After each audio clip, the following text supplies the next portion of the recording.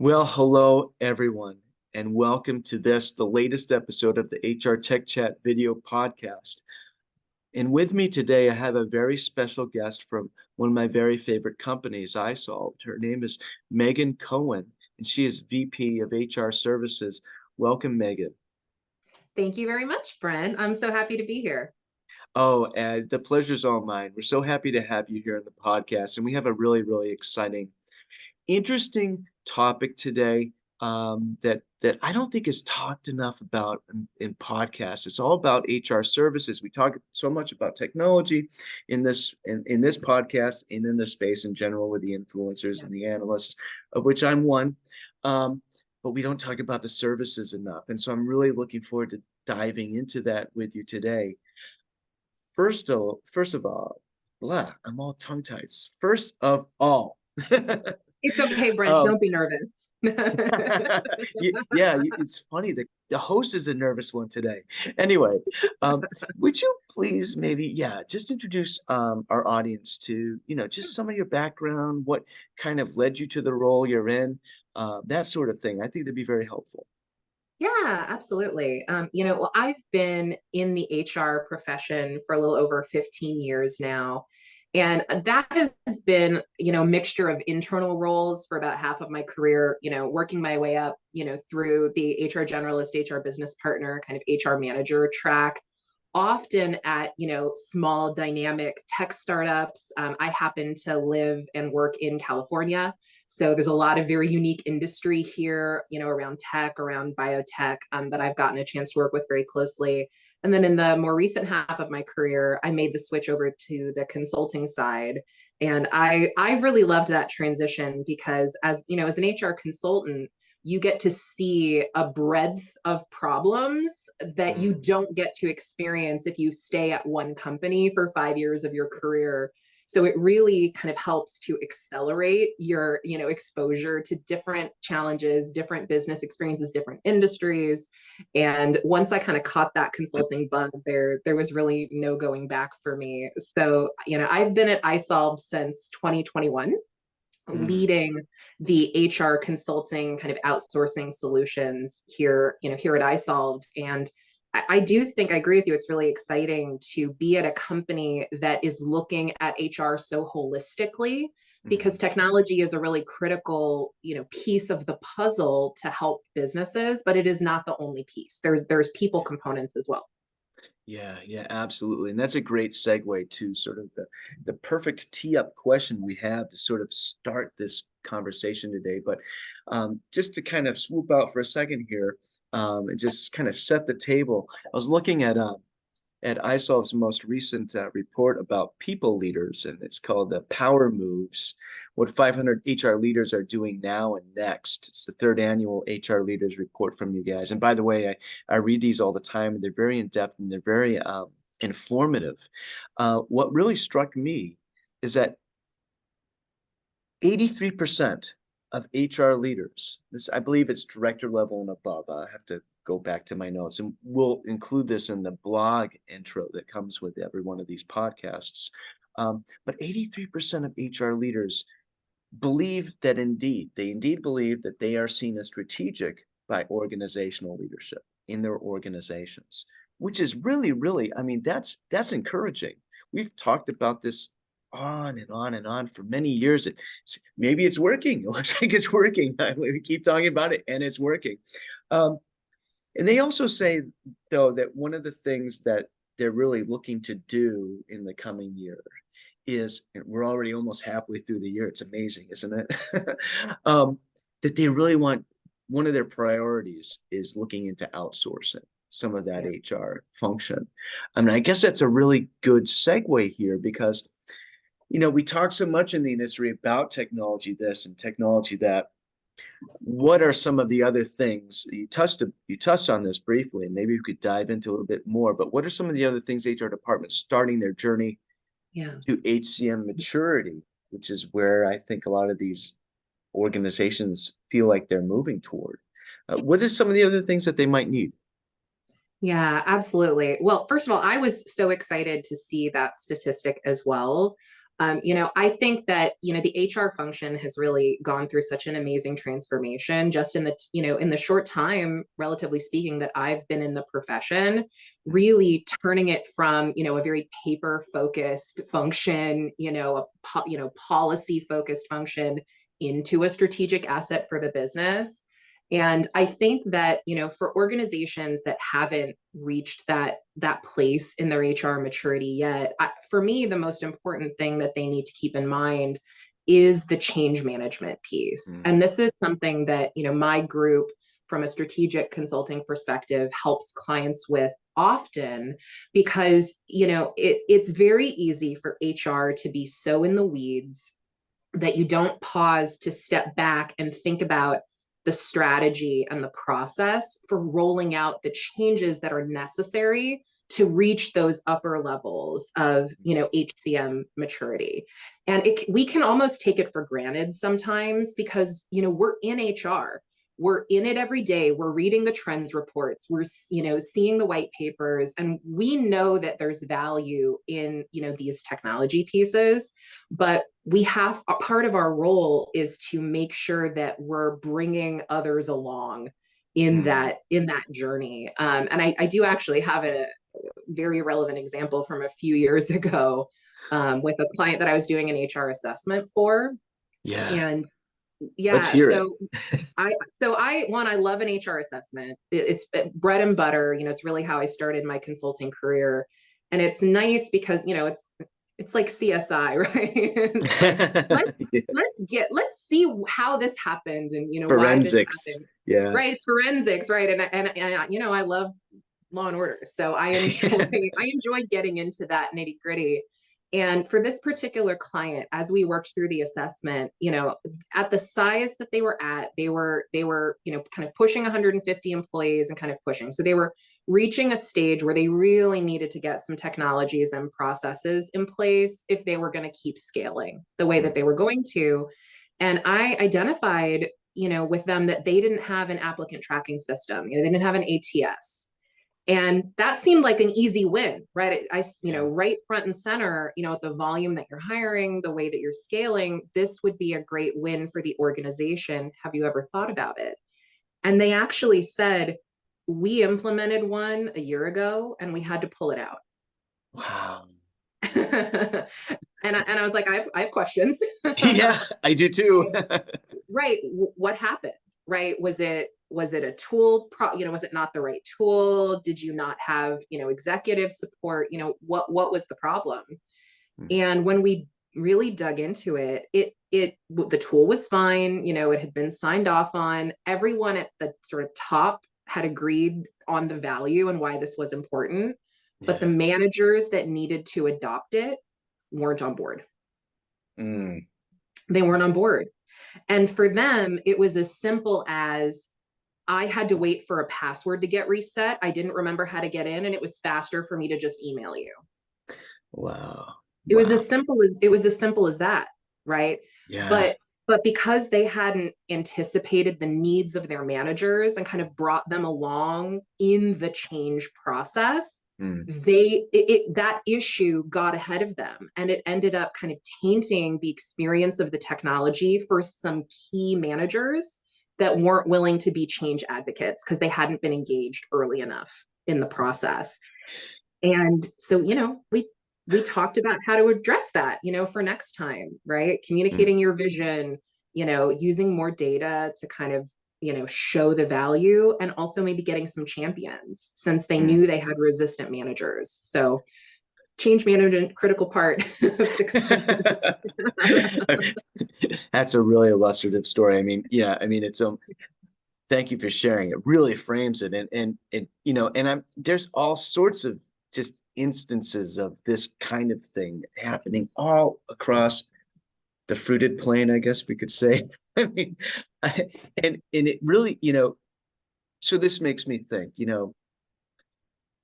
my mind is the wheels are turning now because I'm thinking, okay, we have a lot of solution providers in this space there's a lot of great technology in this space, and isolved has a great solution. We've spoken with plenty of customers that use it. Um, what is isolved sort of grand philosophy or maybe strategy? And you don't have to answer this question completely because we're boiling the ocean here, but what is the sort of the rationale? Maybe that's a better word. The Yeah. rationale behind having the HR services, because I can see some real synergies here and some positive Yeah.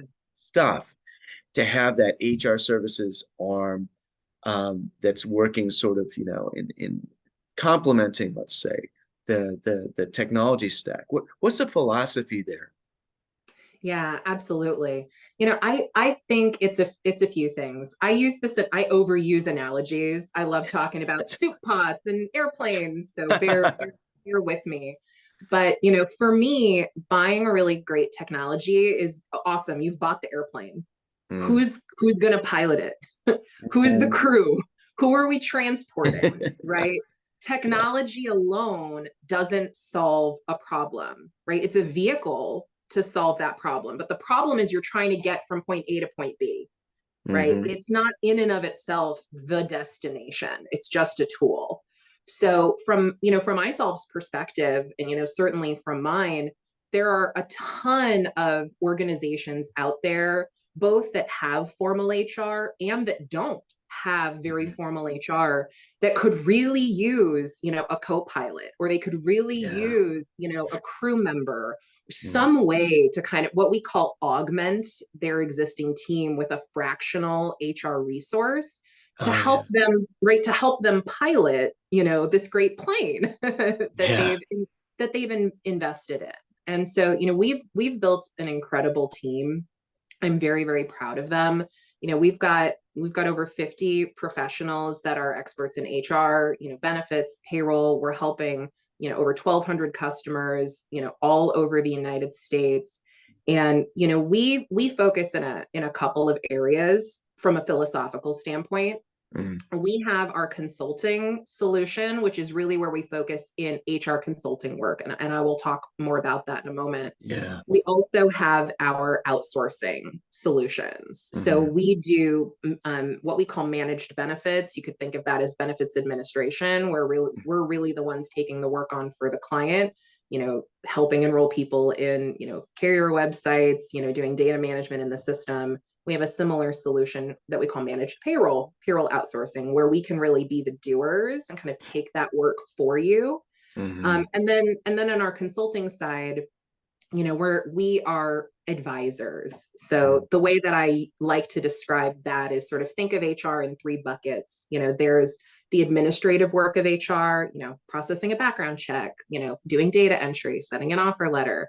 That administrative piece still sits with our clients. And then we focus in the really compliance and strategic areas. So, Okay.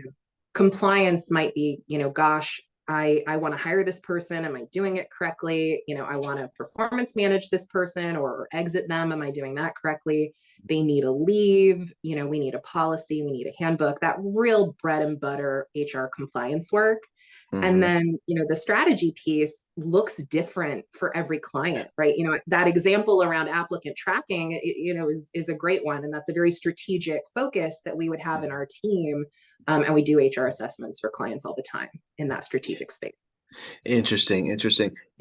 That's a question that I think a lot of us have in the space is we hear so much about the change management and the strategy and all of that. I'm sort of lumping those Yeah. together for the sake of this question, but or observation, I think, is that you gave a really good example of what that actually looks like. Because it sounds, oftentimes it sounds sort of like a catchy term, but what does it actually entail? Okay, let's do some change management. Okay, what does that mean? And you said, it's kind of like CSI, forensics. You're going in there, figuring out what makes that organization tick, so to Yeah, speak, and then coming up with recommendations and helping them align their various people in ways they might be misaligned. exactly. Yeah. Yeah, yeah, yeah. Now, now you were mentioning that. So I can imagine that, a lot of let me put it this way. And there's a lot of vendors out there. They have a great technology, right? And you hear all sorts of stories, and we won't name any names, obviously, because just about every vendor has them. But you hear these stories where there was something was sold, and it was, and I've looked at a lot of these, and I happen to know that a lot of these are good systems, but they were sold, and then it was somehow implemented wrong, or the buyer misunderstood what they were getting, and it just seems to snowball from there, and it can make it look like the technology is bad when it Yeah. when it may very well be, let's say, even just good enough. I have this little theory that if your technology is good enough, especially in HCM, then if your technology is not good enough, then you have even bigger problems, and maybe maybe you're not going to be competing much longer in this space. But if your technology is good enough, then there's all sorts of other things that are almost become more important, and that are um, going to result in more customers, more happy customers. What are your thoughts around that?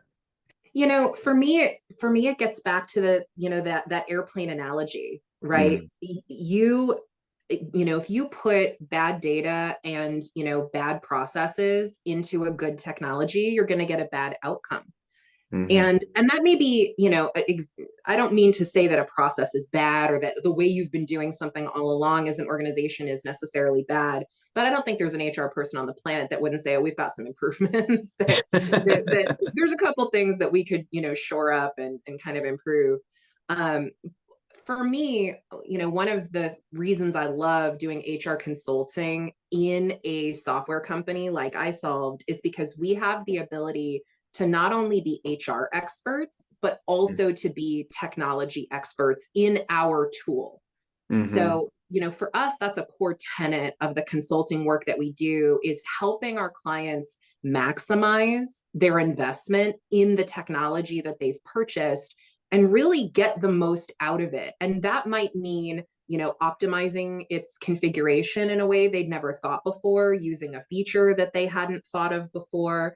A really common example actually happens for us all the time is, we'll have a client go, hey, I'm getting, a workers' comp audit. I need to pull a bunch of data together. Help, what do I do? And we can show them, okay, well, this is the report that you pull in isolved. This is how we collect that data in the system and make it available for you to do. Oh gosh, you're not actually tracking this data as well as you could be. hmm Let's help you set up a process so that next year when this happens again, you can be confident that that data is available, it's reliable, and you can get it out in a timely way. And that sounds like such a small thing, but for an organization or for an HR team that's already stretched very thin and is just trying to do as much as they can with their limited resources, saving 30 minutes that week can be a really big deal. Yeah. And that's one interaction in 100 interactions that we'll have with a client over the course of a year, right? Yeah. Oh yeah, absolutely. That every single time savings is precious, and absolutely, and that results in productivity gains. And I like to think, I like to talk about, what are the productivity gains? Well, this person has that much more mental white space, Yeah. um, to actually think strategically, right? Um, you mentioned, you know, I also like analogies and metaphors, and sometimes I could take analogies, too far. Like, hey, just abandon that analogy now, Brent. Come on. You start to But stretch the metaphor a little bit, right? but the airplane thing is so good. You're right, because you could make an airplane that's is- you know that's especially easy, like exceedingly easy to fly, right? Um, but it still needs to be sort of enticing for somebody to actually fly it. And Yeah. so, this side of a true set it and forget it HR system, which I don't even know if that's even possible. There's a state of the art of technology, right? And I think maybe you could potentially, even today, or if theoretically, probably not today, actually, having looked at the landscape, but at some point in the future, we could possibly create an HR system that's fully autonomous, right? But it makes me wonder whether there would still be instances, there would be, these sort of opportunities, let's call them opportunities, where, look, this is how you can make the system better, like that, capturing the data story that you just shared. One of the things I hear about is autonomous pay, which when I first heard about it and I realized what it meant, I was really excited. Because I heard it a couple times. Sometimes I'm slow and I was like, oh, autonomous pay, what does that mean? And then all of a sudden it dawned on me, oh yeah, like the autonomous cars that Google has, autonomous pay, where it's a system where you actually don't need any people tending to it. It just runs on its own. But this conversation today is making me really, really question whether two things, whether we'll ever get to the point where we'll have, that autonomous autopilot.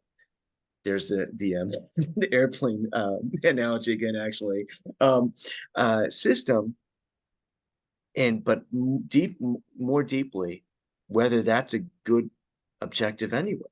Is that the goal we want? Yeah, I completely agree. I think that there's a ton of opportunity for technology to simplify compliance, Mm. right? And to simplify, processes, eliminate man hours by making things more efficient, right? But there's always going to be a human element to Mm. having humans in your business. Yes, Right. exactly. And I mean that, the change management story, that I shared with you at the beginning is a great example where just throwing a technology out there and going, we're good, right? We did it. We solved this problem with technology. It undervalues the human aspect of us interacting with these technologies on a daily basis, needing them to add value to our lives, add time back in our day. And then what are we going to do with that time afterwards? So I'm Mm. so glad that, our survey shared such a high number of HR professionals that feel like HR is being viewed as a more strategic asset, because I view that as the future of HR. The future of Yeah, HR is not data entry, no. or coming up with looking up what the policy is for New Jersey, right? That's not the future of HR. The future of HR is how are we going to be business leaders and lead our organizations into the future and leverage those technologies and those people assets as effectively Mm. as we Yeah, absolutely. And let's talk about what strategic HR can look like, because I'm sure that you've sort of observed firsthand a few sort of examples of this. So you go in, you help an organization maximize the newfound efficiencies that are sort of in there in the system. Now they have more time to breathe, to take a deep breath. Um, think for a second, right? Because they're not just, like all reactive, all this stuff coming at me that's operational. And now I can think, what are some of the things that you've been able to sort of help organizations do from a strategic standpoint in their HCM? Yeah, absolutely. So for starters, I'm going to tell another story because I love a good story. I love Uh, stories too. you know, so very, kind of early in my HR career, when I was a new manager, I was like a little baby manager. I had one intern that, I had responsibility over, and I was so proud of myself, that I had achieved that in my career. And my leader at the time gave me some incredible advice that really stuck with me, which was good leaders know how to delegate. Yeah. Good leaders know how to delegate. There's only so much time that you have in your day. There's only so much that you personally can do. You need to find your resources, figure out who the right person to delegate to is. And Mm. so for us, when I think about what are the benefits of working, with isolved HR services, to me, our clients that are utilizing us the most effectively have learned how to delegate to us Wow. correctly, right? And for me, we work with clients that look all different types of ways. We've got senior HR leaders that need to delegate compliance support. One of our larger customers is well over 1,000 employees, and they're in 36 states. Wow. And they have an HR team of 3. Well below the Yeah. recommended ratio of about 1.4 to 100, employees. Thankfully, all in the U.S., so it's a little bit less to me. There's no international complications, Hmm. but they lean on us for proactive, support around HR compliance because they just can't keep up, without using us as help. But we also work with teams who have, newer HR folks in their, folks who are newer in their career that are looking for strategic guidance and, change management support and validation that their thought process on how they want to implement something it makes sense, and that, another HR professional with a lot of years behind them agrees that that's the right way to do it. But we also work with office managers and, payroll managers who are wearing the HR hat, or owners, who Hmm. realize that they don't know what they don't know, and that's opening up risk for their businesses. So, HR problems don't go away just because you don't have a really formal HR team. Those problems are still there. I, um, yeah. Sorry to interrupt, but you got I excited know by I one thing. touch on a lot of things. Well, we this term didn't originate with us. It's been out there, but this idea of accidental HR people. Um, Yes. yeah, and a lot of small companies that have grown to a certain size, they've sort of, it's almost like the not shrapnel, but it's like that what's it, the residual stuff. But Yeah. as they hire more people, they realize, oh, excuse me, there's all this stuff that I got to take care of in order to make sure I'm employing people correctly. Yes. Just like I'm dotting the I's and crossing the T's. And people take that on. Sometimes it'd be the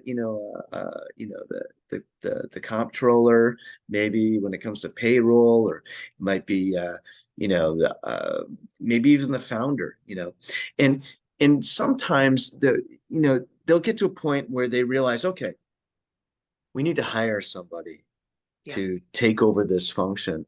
And then at that inflection point, there's a hopefully, they're savvy enough to understand that they need technology for it too. They're not just bringing somebody on to kind of just roll this rock up the hill every week or whatever, right? And so it can be interesting. And then there's sometimes, we've actually looked at what isolved deployments, or isolved engagements was called it. And I don't know if HR services was involved, but there's one that's called, we actually published a case study vignette on this, Right at Home, Long Island North Shore. And I'm not even going to try to pronounce his name right now because he has a very difficult name, starts with a Z, but great guy. He's I the won't owner. tell him. Don't worry, I won't tell him. No.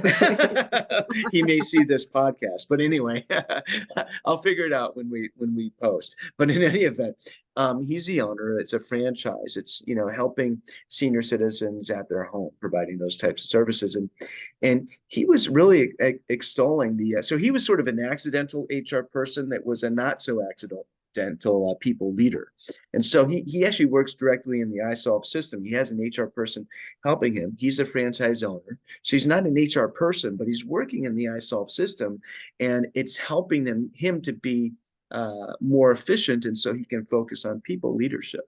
And again, I don't know if HR services is involved there. It probably would only help to improve that positivity even more. But that's a great example of this kind of, it's HR is so much more than that operational piece, and getting away from that operational piece, getting something in place with some sort of a combination of technology and people who understand it and understand what HR is all about. That to me seems to be the key to sort of, HR, let's use a crazy word, emancipating itself from, it's this administrative tedium. Yeah. Yeah. And that gets back to what I was saying earlier, right? Where it is so easy to be in the weeds with Mm. HR and feel like you're just going from one fire to another fire to another fire. But, for me, another thing that HR really needs to maintain is perspective, right? You're not going to boil the ocean in a day. You're not going to solve every problem that this organization has tomorrow. But if you're thoughtful about it, you can find where's your low hanging fruit, right? Where can you make the biggest value with the least resistance? And that could be something as simple as we need to get all of our employees the ability to ask for time off on their phones, Yeah. right? So simple. And that can have such a huge impact on the organization. And once you've got wins, right? Once you have shown your credibility as a problem solver for the business, Mm, that builds the goodwill to make bigger changes. People will be along with you because they'll remember that you solved that critical problem for them. yeah. You have to find those things, right? You got to find your big rocks to solve first, to put in first, and then fill it in with sand. Another analogy, the jar with the rocks, right? What I love about that is finding the small wins to build credibility, and it fits right into what I really like about what isolved says. It's helping HR people figure out those next steps.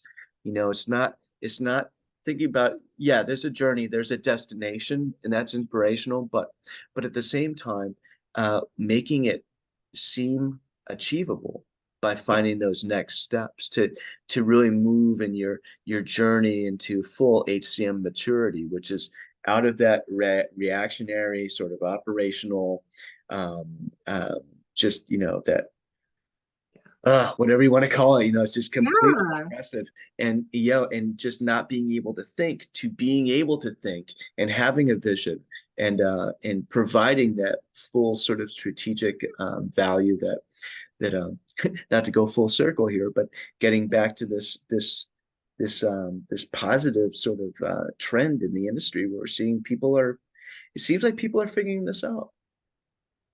I think so too. I think so too. And I think the trends survey shows that. And that just makes me excited for the future of HR consulting. And Yeah. I'm glad I'm where I am because I want to keep, having my team support customers through that transformational journey and watching iSolve do it too, right? We're a company too. So it's Yeah. exciting. Oh, yeah, absolutely. I'm certainly plenty of people are really excited and happy to see you where you are. You're doing great work over there at iSolved, and thank you so much, Megan, for joining us at this podcast today. This has been a fascinating topic. I can't wait to go live with this episode, and just thank you so much. I appreciate your time very, very much. And I'll see you next time. Yeah, absolutely. Bye bye. Bye, Brent.